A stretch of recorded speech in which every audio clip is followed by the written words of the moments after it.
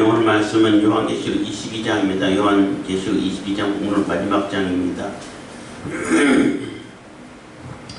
요한계시록 마지막 장이 좀 길 수도 있는데 요한계시록을 이렇게 강의하고 또 듣고 할 때에 뭐 여러 번 얘기했습니다만은 어떤 뭐 천년왕국설을 전제로 하고 해석을 하게 되면은 억지 해석이 너무 많아져요. 절대 그렇게 할 것이 아니라, 그래서 제가 관점을 이 요한계시록에 있는 그대로의 구조를 관찰하면서 이렇게 강의를 해왔습니다. 전달을 해왔는데, 오늘 마지막 장 이제 결론과 새 예루살렘의 내부 상황을 이렇게 좀 얘기하는 그 요한계시록 결론과 당부의 말씀이 들어 있습니다. 그래서 오늘 말씀 제목은 굳이 뭐 한다면은 새 예루살렘의 내부 생활과 요한계시록의 결론과 당부의 말씀 이렇게 하시는데, 당부의 말은 천사가 당부하는 얘기가 있고 예수님께서 직접 당부하시는 말씀이 있고 또 사도 요한이 이렇게 당부하는 말씀이 있고 세 부류로 이렇게 나누어지고 있습니다. 그리고 22장 1절부터 5절까지가 이제 마지막 천국의 모습이고 천국의 결론과 같은 것이죠. 천국, 우리가 최종적으로 살게 된 그 천국의 모습이 어떤 모습일까, 어떤 상태일까, 이것을 우리가 이제 요한계시록을 근거로 이렇게 추측해 볼 수 있는 그러한 장이 되겠습니다. 22장 1절.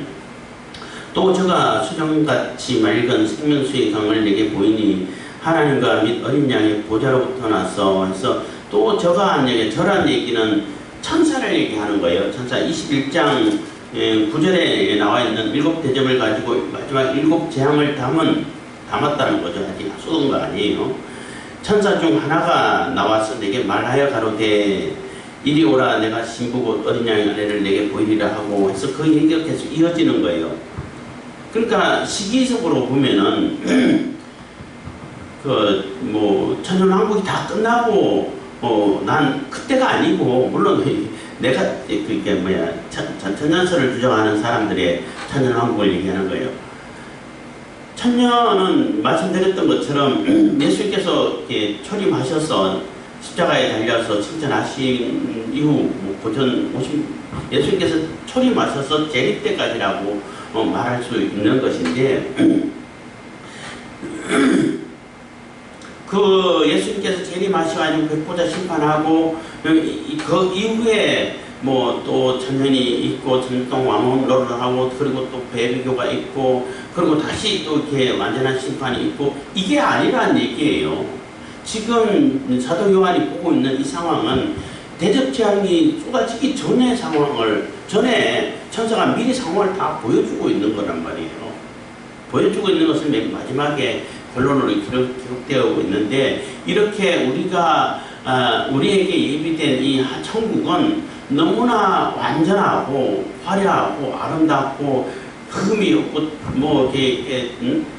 상처가 없고 완전한 생명, 영원한 생명, 그리고 완전한 치료가 이루어지는 그러한 곳이라는 것을 이렇게 결론적으로 보여주고 있는 거예요. 기록은 맨 마지막에 했지만은 시기적으로 보면은 천사가 담고 있는 7재앙, 대접재앙을 담고 있는 그 천사자 중에 하나가 와서 이 사도요한을 끌고 가지고 보여주고 있는 거거든요. 그러니까 대접재앙이 일어나기 전이라는 얘기인 거예요. 사실 보고 있는 그 시점은, 그러니까 시간적으로 본다면은 이런 얘기는 제가 처음 하는 것 같은데, 이렇게 하면 또 전천년설을 주장하는 사람들은 난리 칠지 모르겠지만은, 아니 구조를 보세요. 구조를 보고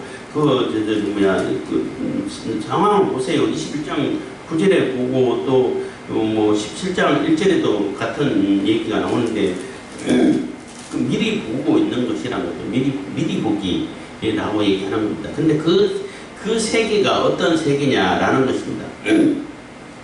그래서 21장, 22장은 이제 천국의 모습을 21장 10절부터 이렇게 계속 이어지는 말씀인데, 천국의 모습을 이렇게 세세하게 보여주고 있는 것인데, 보석으로 되어 있고, 그 보석 뭐 하나하나는 무슨 의미다 이런 거는 큰 의미가 없고, 보석은 한 보석 한 보석 12보석이잖아요. 12지파를 상징하는 그 보석들, 뭐 같은 지파 같은 보석인지는 모르겠지만 제가 비교를 안 해봤어. 어쨌든 12지파는 다 보석 같은 존재라, 그만큼 보석 같은 존재라는 거죠. 그만큼 귀한 존재라는 거예요. 귀하고 아름답고 화려하고, 뭐 보석은 변하지 않잖아요. 변함이 없고 완전한 세계를 얘기하는 겁니다. 완전한 하나님의 성소를 이룬다는 거죠. 그래서 그 성소에서 새 예루살렘이라고 이제 상징되는 새 예루살렘은 하나님과 우리와 완전한 임마누엘이 완성되고 이루어지고 완성되는 그곳을 예루살렘이나 새 예루살렘이라고 표현을 하는 것인데, 그 내부 생활인 어떤 곳이냐라는 것을 우리가 상상해 볼 수 있는 그런 말씀이라는 겁니다. 그 수정같이 맑다는 얘기는 늘 말씀드리지만, 수정 같은 얘기는 너무나 맑다는 거예요. 그러니까 요만한 티끌도 없다는 거예요. 흠이 하나도 없다는 거예요. 너무나 선명하고 깨끗하다는 얘기인 거예요. 수정이 의미하는 것이. 같이 맑은 생명수의 강을 내게 보이는, 그래서 생명수의 강이야. 생명수가 먹으면 뭐 생명이, 영원한 생명이 잊혀질 수 있는 그 생명 강이 퐁퐁퐁 쏟아나는 강인데, 에스겔서 47장에 보면은 그 하나님의 성전으로부터, 성소로부터 물이 흘러가는 데마다 다 살아나는, 그러나는 그 환상을 보죠. 그거하고 비슷한 맥락이라고 볼 수 있는데, 그 에스겔서는 처음에는 물이 졸졸졸졸 흘러가죠. 졸졸졸 흘러도 성소에서 가까운 그러한 곳에서는 조금만 있어도 생명의 활동이 활발해가 다 살아나. 점점점 갈수록 깊어지잖아요. 멀면 멀어질수록, 성소에서 멀면 멀어질수록 생명수의 강이 많아야 된다는 거예요. 많아야 생명이 산다는 거죠. 그래서 이렇게 나중에 바다까지 간다고 이렇게 나오는데, 그 바다는 사해를 의미한다고 볼 수 있어요. 사해는 생명체가 못 살잖아. 그러니까 그 어마어마하게 짠 바다가 생명이 있게끔 할 만한 그런 물로 바뀌려면 얼마나 많은 물이 더해져야 되겠어요. 그래서 보통 옛날에, 제가 요즘도 그렇게 설교하시는 분이 있는지 모르겠습니다만은, 에스겔서 설교할 때는 처음에는 발목 같은 신앙이고, 무릎 같은 신앙이고, 허리 같은 신앙이고, 그 다음에는 잠겨서 헤엄쳐야 할 신앙이고, 완전히 성령에 잠겨가서 살아야 되는데, 이렇게 했는데 그런 의미가 아니에요. 성소에서 가까우면은 조금만 생명수가 있어도 생명력이 활발해져서 다 살아난다는 거죠. 근데 저 멀리 사해까지 가려면 사해에서는 뭐 어마어마한 물이 쏟아져야 생명이 살 수 있는 그러한 환경이 된다는 것입니다. 그런 이해를 하는 것이 좋다고 생각할 수 있어요. 그렇게 이해하는 것이 바람직하다라고 볼 수 있는 겁니다. 어쨌든 그하고 비슷한 맥락인데, 생명수의 강이 이제 뭐 펄펄펄 흘러내린다는 거죠. 생명수의 샘에서 생명수의 강으로 이제 확대되는 그런 모습도 있는 겁니다.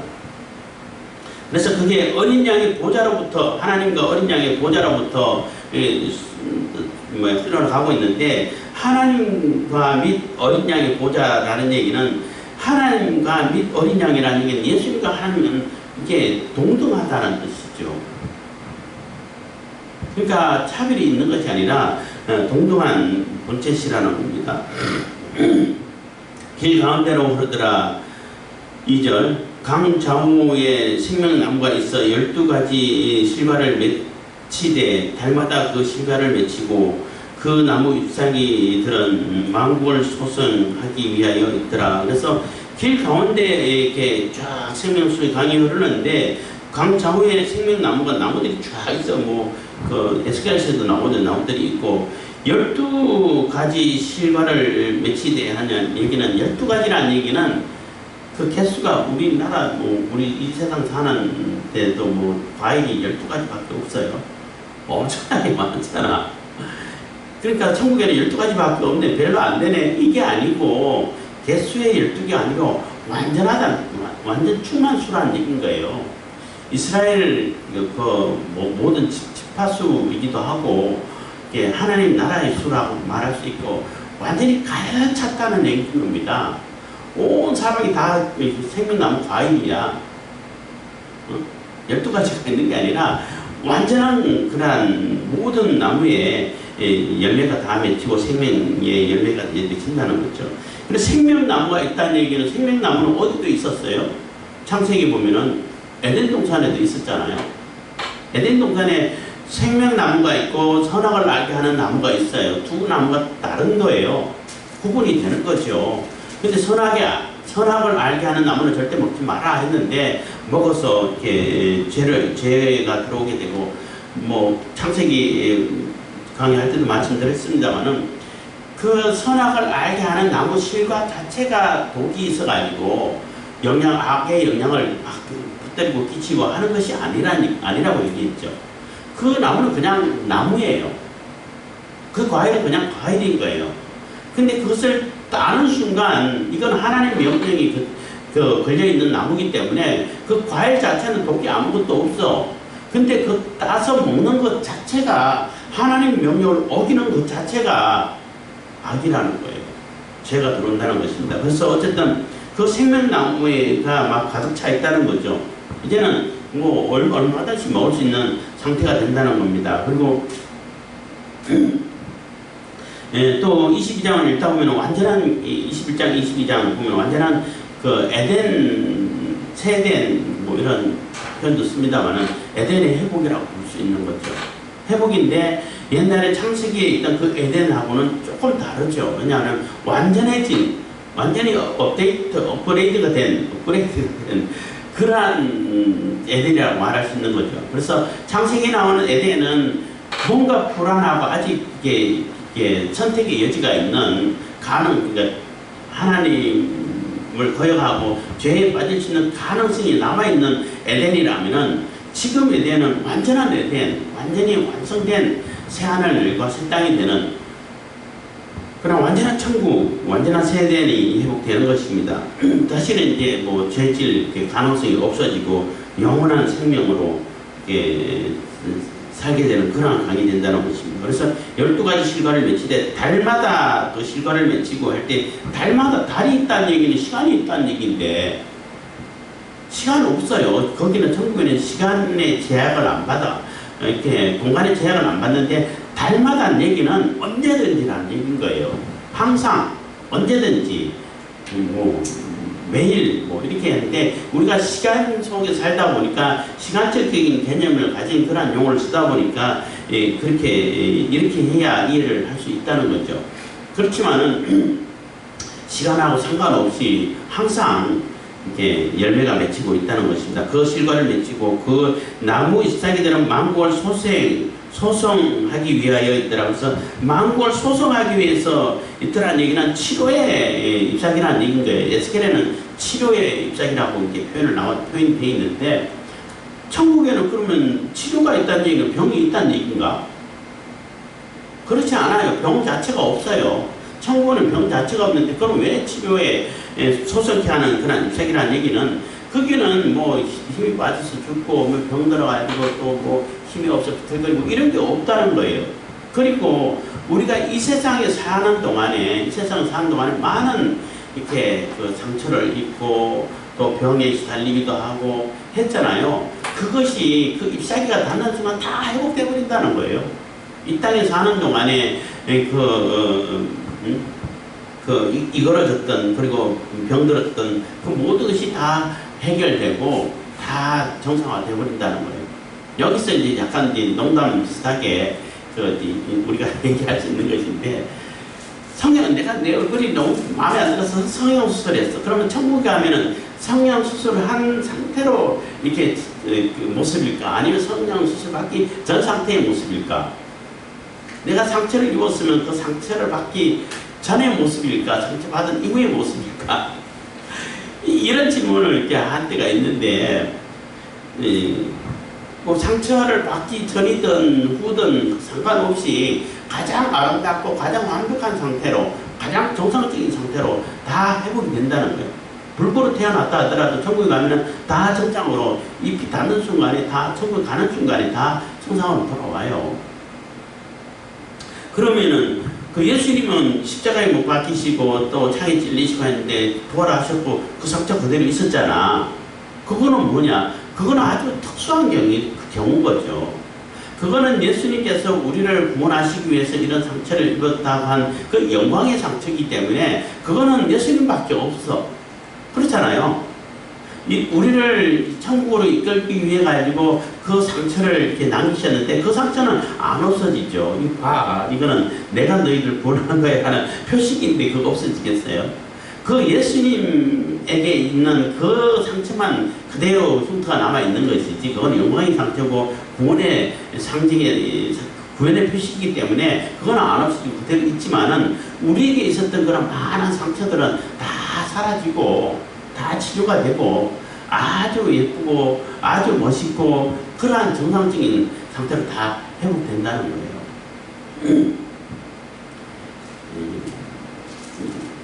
하다가 모자라면 일단 하는 데까지 해보겠습니다. 3절 다시 저주가 없으며 하나님과 그 어린 양의 보좌가 그 가운데 있으리니 그의 종들이 그를 섬기며 그래서 다시는 저주가 없다는 저주라는 얘기는 하나님과 분리되는 것 하나님께서 그들을 쫓아내는 것 예를 든다면 에덴 동산에서 아담과 하와가 쫓겨났잖아요. 그게 바로 저주인 거예요. 하나님과 관계가 끊어지는 것이 저주인 거예요. 그런 일이 절대 없다는 것입니다. 그래서 다른 것이 저주고 물도 욕도 저주고 다른 것도 다 저주인데 어쨌든 가장 근본적인 것이 하나님과의 관계가 끊어지는 것이 저주인 거예요. 그래서 천국에는 절대 그러한 저주가 없다는 것입니다. 하나님과 그 어린 양의 보좌가 그 가운데 있으리니 그의 종들이 그를 섬기며 그래서 하나님과 어린 양의 보좌가 그 가운데 있으리니 그 종들이 그를 섬기며 이게 뭐예요? 임마누엘인 거죠. 임마누엘이 완전히 이렇게 실현이 되고 완전하게 성취가 되는 그러한 모습을 천국에서 우리가 본다는 겁니다. 4절 그의 얼굴을 볼 터이요 그의 이름도 저희 이마에 있으리라. 그래 얼굴과 얼굴을 맞대고 보리라 사도 바울이 얘기했는데 지금은 거울을 보는 것이 희미하게 보지만은 이 땅에 있는 동안은 아무래도 생생하게 못 보니까 우리가 상상도 해야 되고 여러 가지 말씀을 근거로 해가지고 이렇게 우리가 추측을 해봐야 되고 이런 상태로 이렇게 천국을 상상하지만은 그게 이제 희미하게 본다는 거죠. 그게 보면은 얼굴과 얼굴을 맞다고 본다는 얘기는 너무나 생생하게 천국에 가서 직접 보는데 모르겠어요. 그런 상태가 된다는 것입니다. 그리고 그의 이름도 저희 이마에 있으리라 하는 얘기는 성령이 침을 받았다는 얘기를 하잖아요. 다 예수님께서 다 이건 내 거야 너는 내 거야 다 도장 찍었다는 거예요. 그 도장 찍은 자들이 나중에 또 다시 배교하고 다시 그냥 또 그 용에게 미혹이 돼가지고 또 예수님을 대적하고 이럴 일이 있겠냐는 거예요. 없죠. 그래서 이 19장 20장의 그 천년왕국설 얘기할 때에 천년왕국이 끝나고 사단이 또 잠깐 놓여서 또 미혹하고 할 때 누굴 미혹을 해?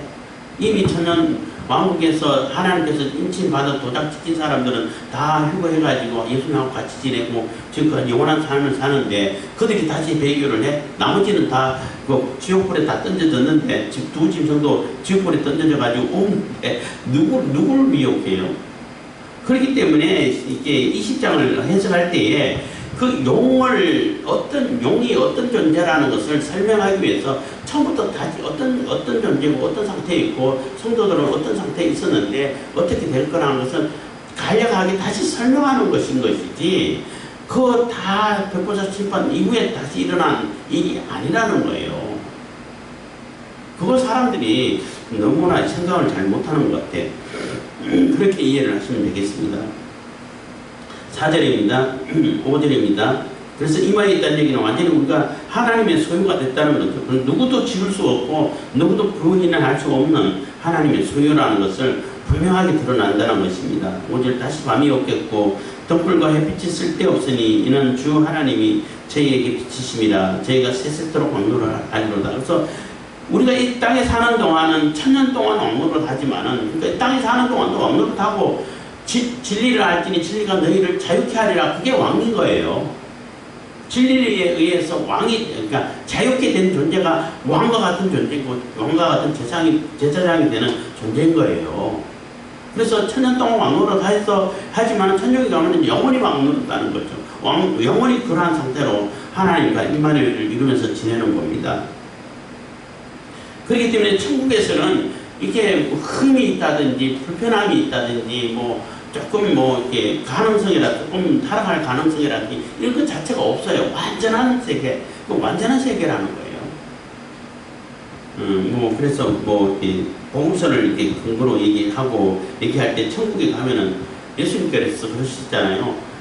결혼하는 것도 없고 장가가는 것도 없고 거기는 천사들 같이 된다 한 얘기는 이 생식 활동이 없다는 거예요. 더 이상 생식 활동이 없어요.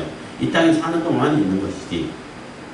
배변 활동이라든지 배설 기관이라든지 생식 기관이라든지 이런 것 자체가 없어요. 남성, 여성, 성 자체가 구분이 없어져 버려요.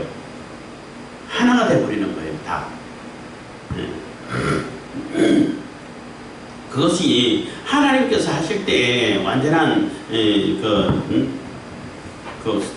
성 자체가 없어지고 완전한 하나님 나라의 백성으로서의 이렇게 삶을 사는 것인데, 인간이 임의적으로 고치고 그냥 바꾸고 해가지고 나 성 없어, 그거는 하나님을 모욕하는 거예요. 그거는 자기가 하나님이라고 하는 그러한 교만된 생각이라는 겁니다. 그래서 이제 미국의 대통령이 부활절 날에 트랜스젠더의 날이라고 그렇게 선언하고 했는데, 그거는 하나님을 정면적으로 모욕하는 거예요. 그에 대한 심판 받겠죠. 6절입니다. 이제 그래 천국의 상황은 다 이제 끝났습니다. 그렇게 이러한 세계가 너희들을 기다리고 있어. 지금은 환난을 당하고 있지만은 이렇게 환난 가운데서 로마의 압제 가운데서 있고 괴롭지만은 조금만 더 참어. 믿음 가지고 인내를 가지고 그 잘못된 신앙에서 빨리 고치고 7교회 보내면서 잘하는 것을 끝까지 지키고 해. 왜냐하면 이렇게 화려하고 아름답고 완전한 세계가, 완전한 생명의 세계가 기다리고 있기 때문에, 준비되고 있기 때문에 너희들이 힘내하고 위로를 해주고 있는 겁니다.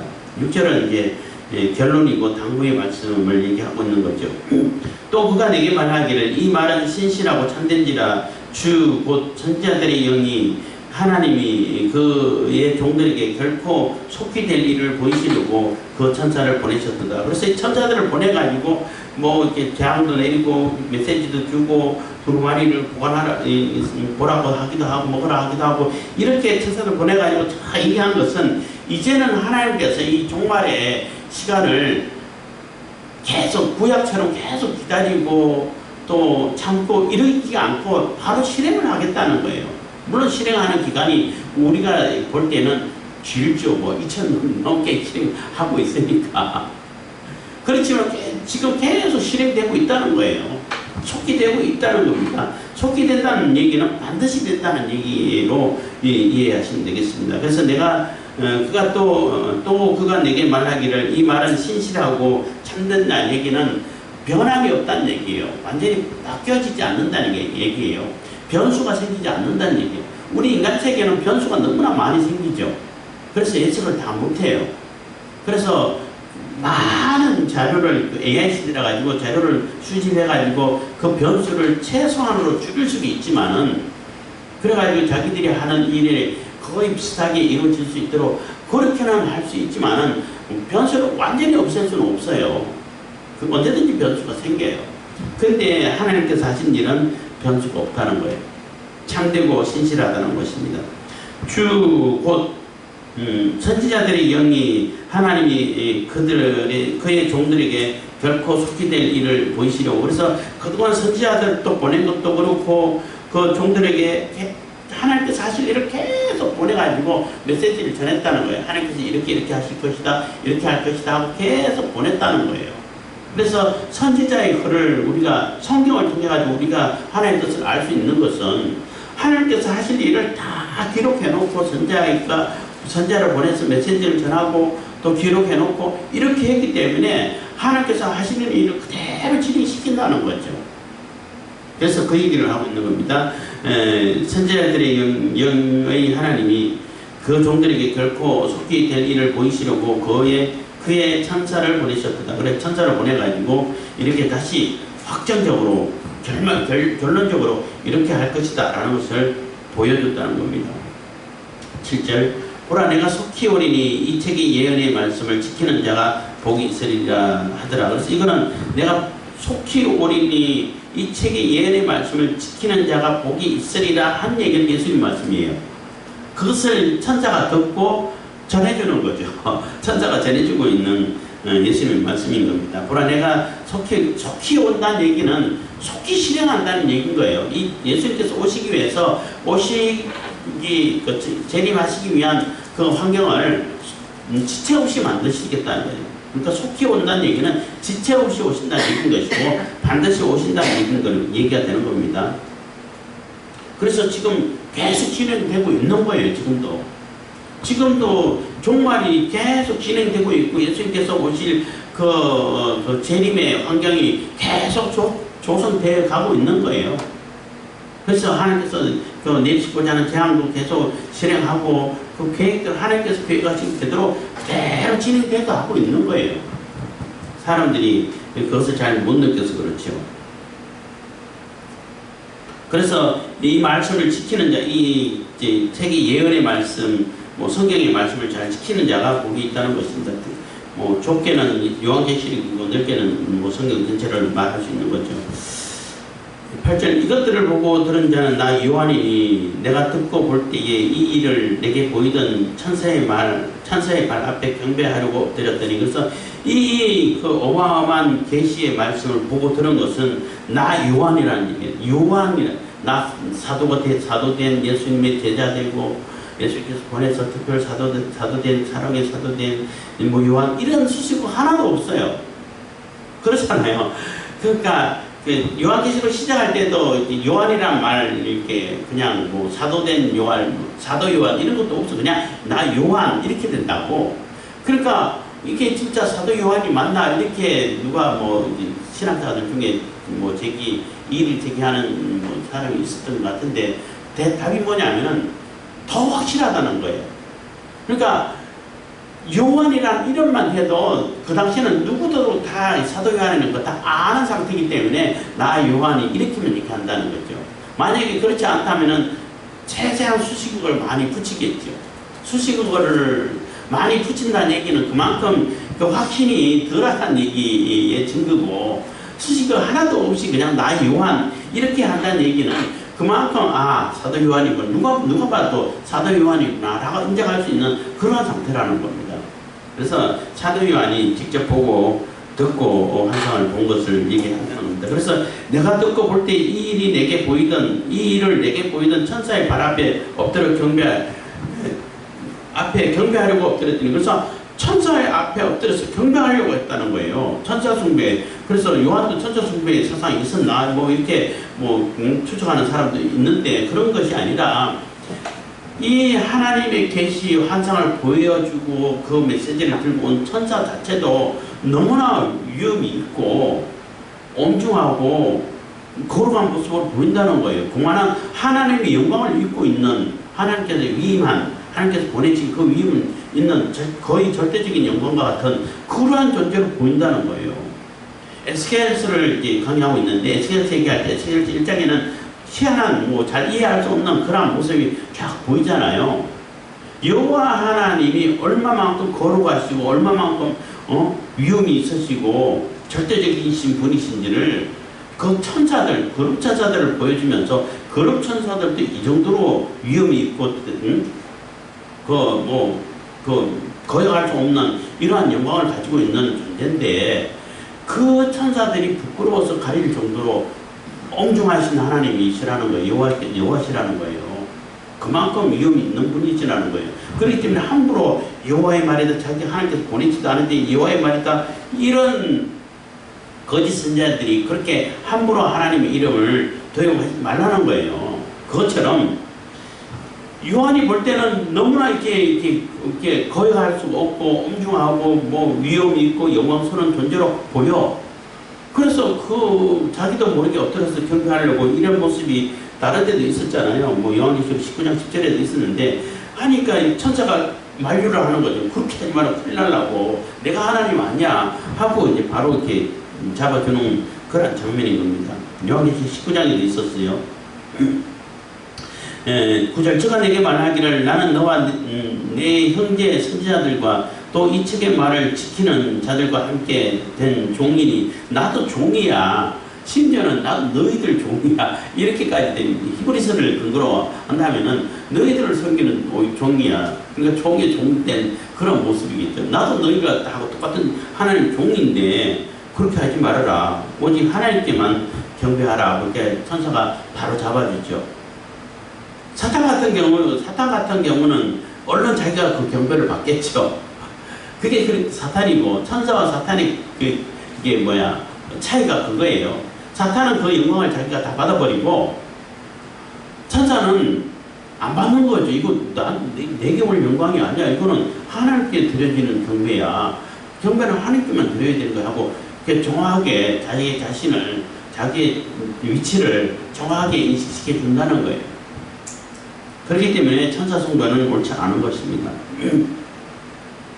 10절입니다. 또 내게 말하되 이 책의 예언의 말씀을 인봉하지 말라. 때가 가까우니라. 그래서 이 책의 요한계시록 책인 책을 얘기합니다.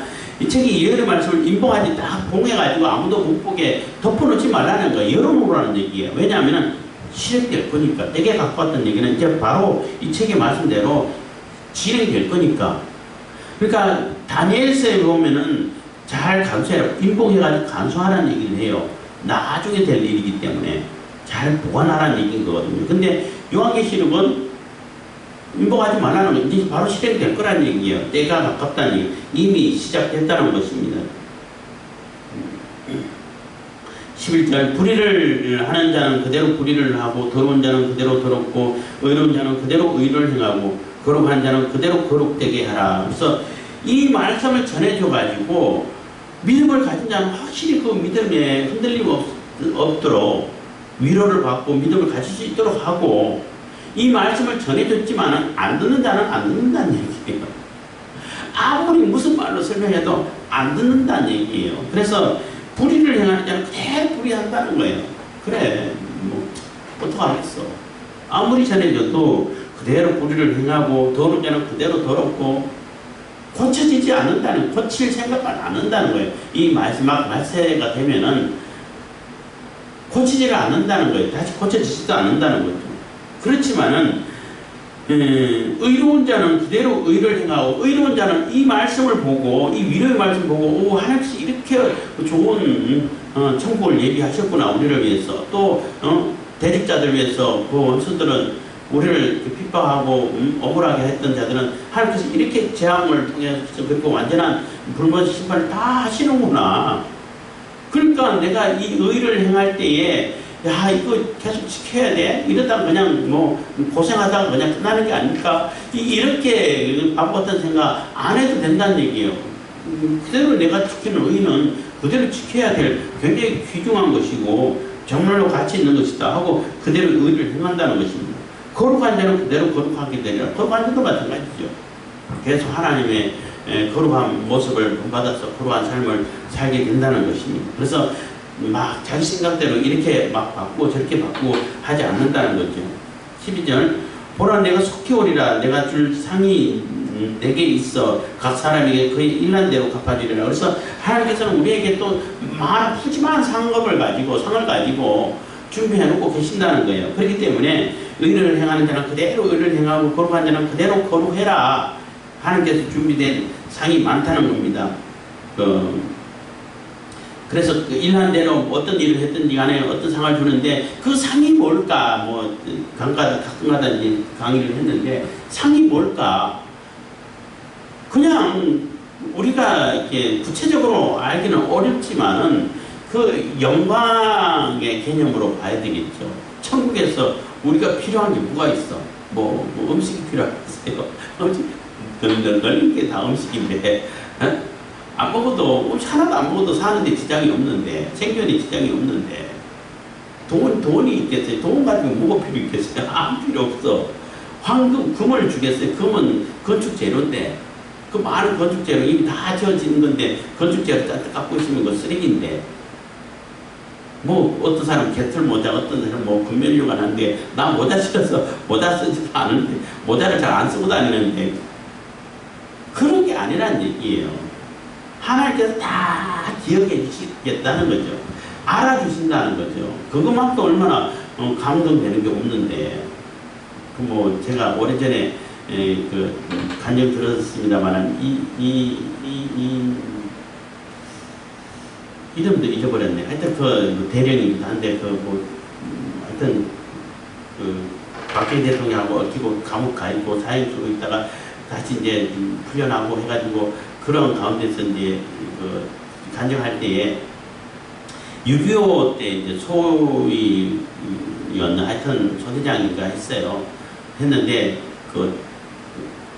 위험한 작전에 투입돼가지고 뭐 출전할 때에 그래서 아주 특수한 인물, 굉장히 위험한 인물이기 때문에 대부분 다 죽을 수밖에 없는 그런 인물을 가지고 그 소대가 출전하게 되는데, 출전하게 되네 사단장 별도기냐, 사단장이 와가지고 자기 어깨를 두드리면서 자기 이름을 불러주더라는 거예요. 그래서 이름이 갑자기 생각 안 나는데, 그러니까 너무나 이 사단장이 내 이름을 알아줬다는 거, 조금은 이렇게 소대장의 이름을 알아줬다는 거 감격하고 울었다는 거예요. 그래서 어떻게 제 이름을 다 아시니까 옵니까? 너 이름표 있잖아. 이름 보고 얘기한 거야. 이름 보고 얘기한 거야. 이렇게 해가지고 막 웃으면서 얘기했는데, 그만큼 나를 알아주는 것이 감격스러운 거예요. 그러니까 하나님께서 우리가 행한 대로 다 기억해 주시고 알아주신다는 그게 상급이에요. 그보다 더 큰 상은 없어요. 그게 최고의 상이죠. 우리 천국에 가서는. 그 외에 뭐가 필요하겠어요? 안 그래요? 얘기 자꾸 길어지는데, 13절 나는 알파와 오메가요 처음과 나중이요 시작과 끝이라. 이 얘기는 같은 얘기를 3번 반복하는 거예요. 3번 반복한다는 얘기는 완전하다는 얘기인 것입니다. 그리고 알파와 오메가다, 처음과 나중이고 시작과 끝이다 라는 얘기는 유일하다는 얘기인 거예요. 하나님이 유일하다, 예수님께서 유일하다는 얘기예요. 다른 존재가 없다는 거죠. 그리고 처음 시작한 것은 내가 반드시 끝내는 것이고, 내가 모든 것을 시작해가지고 모든 것을 이루어 모든 주관자는 나야 하는 그러한 얘기가 되는 겁니다. 14절 그 두루마기를 빠는 자들은 복이 있으니 이는 저희가 생명나무에 나아가며 문들을 통하여 성에 들어갈 권세를 얻으려 함이로다. 그래서 그 두루마기를 빠는 자들은 한 얘기, 여기서 빤다는 얘기는 이게 베드로 세족식 할 때 예수님께서 베드로에게 한 얘기하고 같은 의미인 거예요. 이미 목욕한 자는 발만 씻으면 돼 하는 얘기인 거예요. 이 두루마기를 늘 이렇게 예수님 보혈로 빨아야 되니까 늘 회개를 해야 되는데, 이미 구원받은 자도 이 땅에 죄에 물들어 있는 이 땅에 사는 동안은 자꾸 오염이 돼. 자꾸 뭔가 실수하게 되고, 또 이렇게 오염이 되고, 자꾸 때가 묻게 되고, 그러면 자꾸 씻어내야 된다는 거예요. 그러니까 구원파하고는 전혀 안 맞는 얘기가 되는 거죠. 그래서 계속 이렇게 손발을 씻듯이, 오염된 손발을 이미 목격은 했지만은 손발을 씻듯이 계속 씻어내는 자들은 복이 있다는 것입니다. 저희가 생명나무에 나가며, 그래서 그런 자들이 생명나무에 나가고 문들을 통해서 영원한 새 예루살렘에 들어가게 된다는 것입니다. 들어갈 권세를 얻게 하고 들어가게 된다는 거죠. 개들과 술객들과 행음자들과 살인자들과 우상 숭배자들과 및 거짓말을 좋아하며 지혜내는 자마다 상받게 있으리라. 그래서 거룩하게 되지 못하고 이게 늘 씻지 않는, 그러니까 자기 죄를 늘 두루마리는 예수 그리스도의 보혈로 씻은 상태가 안 된 상태들은 다 그 성 안에 못 들어간다는 얘기예요. 다 성밖에는 아니고 쥐뿔에 던져져 있다는 거죠. 이 개들과 해서 농담으로, 그럼 개는 천국에 못 가겠네. 동물원이 그럼 천국에 갈까 안 갈까? 그래서 뭐 어떤 분은 뭐 동물은 영혼이 없기 때문에 천국 간다는데 그건 말이 안 되는 거고, 영혼이 없기 때문에 그냥 소멸되는 거예요. 여기서 개들은 그 하나님 율법을 무시하고 하나님을 거역하고 하는 그러한 존재를 상징하는 거죠. 하나님을 대적하는 자들을 상징하는, 그러니까 가정하고 더러운 존재의 상징이 개입니다. 뭐 우리가 뭐 한국 사람들은 개 되게 좋아하는데 영국 사람들도 그렇고 그런 개를 얘기하는 것이 아니고, 그럼 천국에는 동물이 없냐? 있어요. 식물도 있고 동물도 다 있어요. 있는데 이 땅에 살던 동물이 천국에 가는 게 아니고 그 천국 환경과 그 상황에 그 환경의 여건의 그 상태에 살 수 있는 동물이 창조되죠. 새로운 창조가 되지요. 응? 새하늘과 새 땅이 생길 때 동물과 식물이 다 다시 이렇게 만들어진단 말이에요. 다시 창조가 되는 거예요. 그러한 동물인 것이지, 이 땅에 있던 동물, 뭐 벌레들, 그거 어떻게 다 천국에 다 가있고, 뭐 영혼이 없으면 천국 가면은 뭐 영혼이 없는 이 물건들도 다 천국 가나? 다 없어진다고 했는데, 다 없어진다는 얘기는 다 소멸된다는 얘기예요. 영혼이 있는 인간만 그 영혼을 가지고 천국에 가든지 지옥에 가든지 되는 것이지, 나머지는 다 소멸돼 버려요. 다 없어져 버린다는 얘기예요. 그래서 자기 반려동물 키우던 그 개 죽었는데 천국에서 만나야 될 텐데 이렇게 울었다고 얘기하는데, 뭐 냉정하게 하면 그 개는 다시 이제 없어졌어요. 다시 만날 일은 없어요. 새로운 그 똑같이 생긴 개를 만날 수는 있겠죠.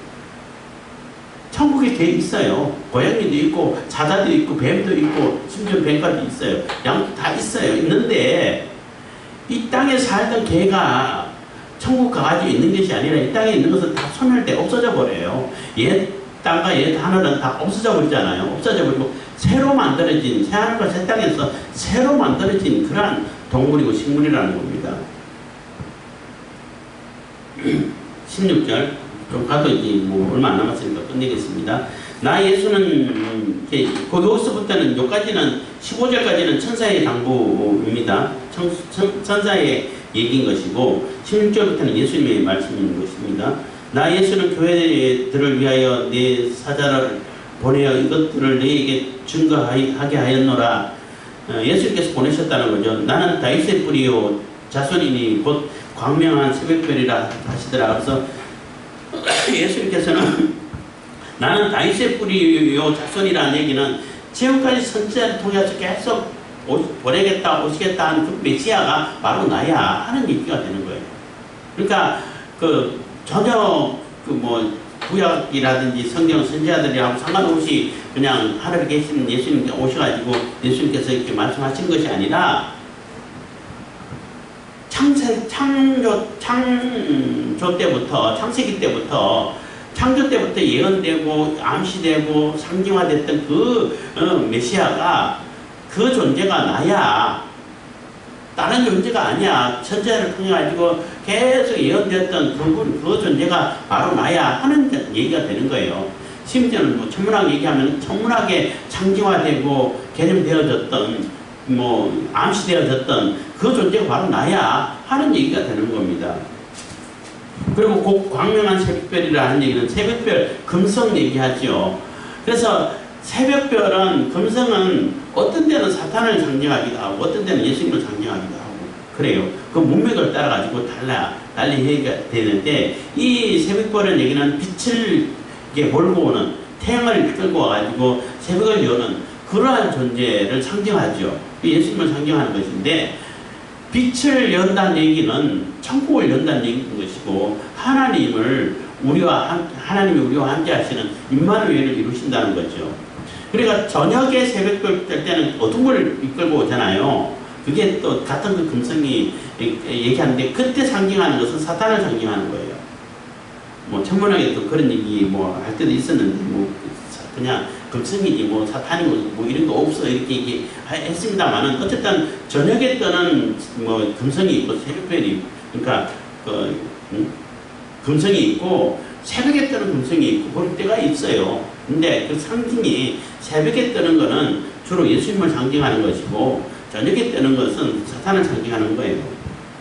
같은 음성이지만 어떤 때 어떤 문맥에서 쓰이냐에 따라 가지고 상징이 다르게 된다는 것입니다. 그래서 빛을 몰고 오시는 분이 바로 예수님이시라는 겁니다.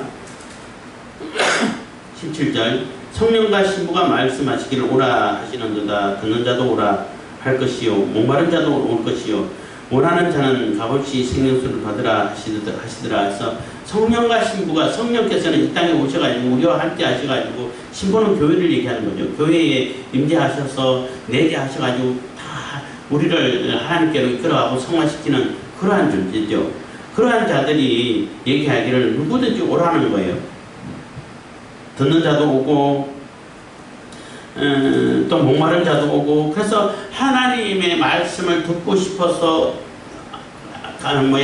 절실하고 간절한 사람들은 듣기 위해서 오고, 하나님 말씀에 목마른 자들도 오고, 그래서 하나님 말씀에 갈증을 느끼고 목마르고 그걸 찾고 하는 그러한 자들은 다 와서 누구든지 값없이 마실 수 있고 먹을 수 있고 들을 수 있다는 거예요. 그런데 안 와서 못하는 거죠.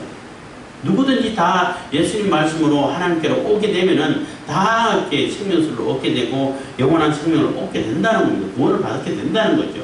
그런데 안 오는데 무엇으로 아무리 설명해도 보여줘도 안 오는데 그것을 부정하는데 방법이 있냐는 거예요. 그래서 멸망을 받게 되는 겁니다.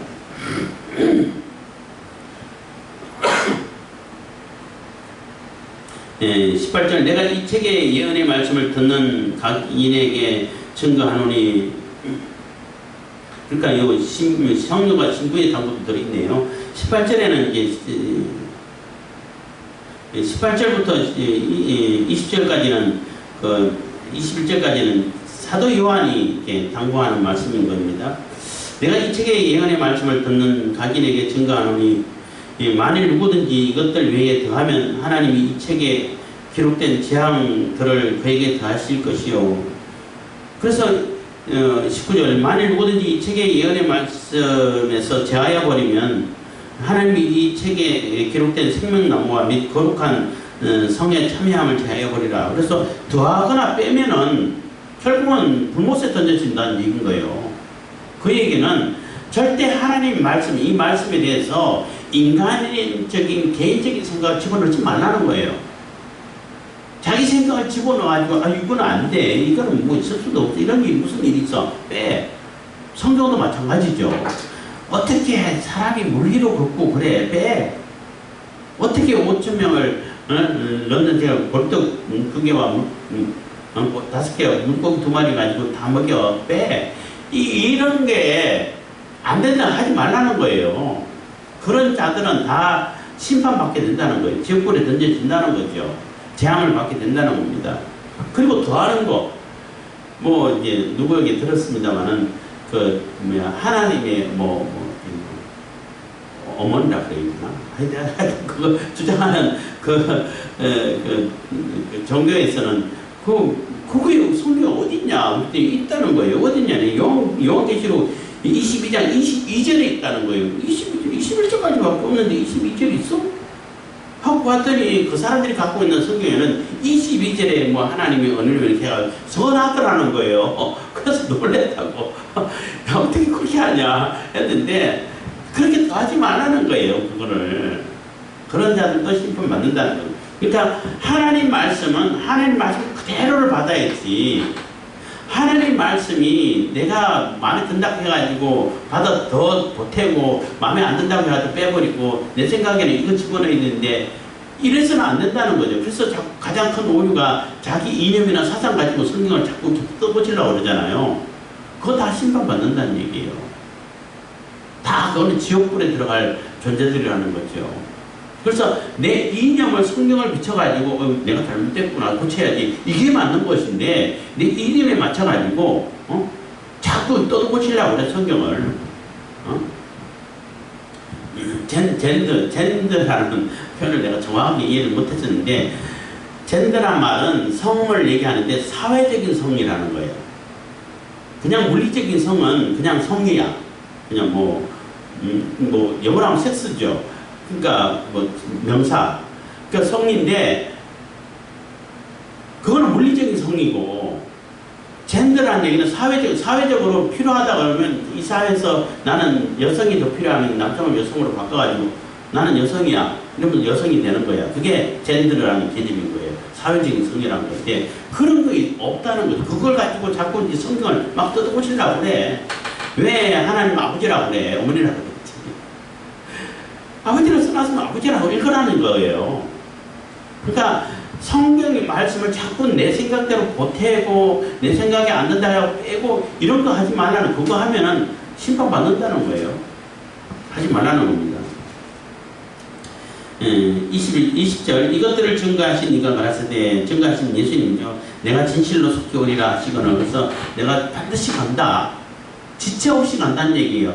머뭇거리지 않는다는 얘기인 겁니다. 반드시 속히 간다는 얘기는 내가 갈까 말까 조금 더 기다려줄까 에이 조금 이따 가지 이러지 않는다는 바로 실행한다는 거예요. 결국은.